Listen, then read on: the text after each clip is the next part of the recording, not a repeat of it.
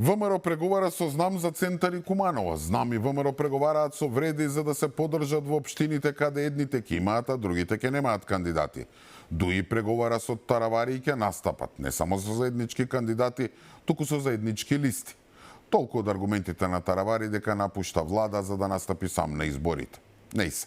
Левица бара кандидати за што повеќе општини, за потоа да се пазари, а повеќето независни се спојуваат во Зелен хуман град за да формираат партија, за да учествуваат на избори. Значи, сите со секого разговараат, само СДСМ остана сама. Како Чернобил. Како да е радиоактивна и никој не сака да им се приближи, затоа што освен што ќе се озрачи, никаков аер нема да види. И тоа не е никакво изненадување, имајќи го в предвид нивниот рейтинг, но и фактот што не им доаѓа паметот и упорно тераат по старата шема, во која не нудат ништо ново, освен омраза. И нормално, одбрана на милионите на Заев.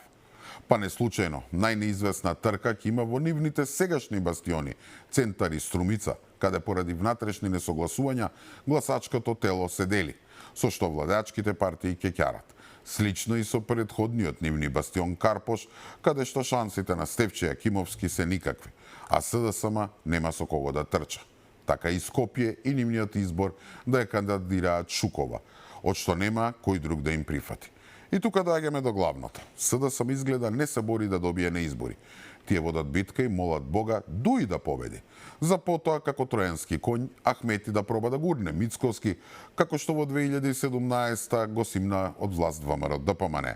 А потоа да се ја земе СДСМ како свој верен привезок. Нормално во таа игра гледате вклучена и Арсовска, и таа неизина наводна битка со дивите ветерници во Чаир.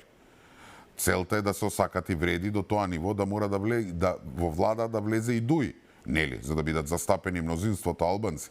Таквата влада не би издржала долго, пошто Ахмети, како во 2017, ќе се изврши нов пресврт, во кој со себе би си го зел привезокот СДСМ, дури ако треба и како малцински партнер.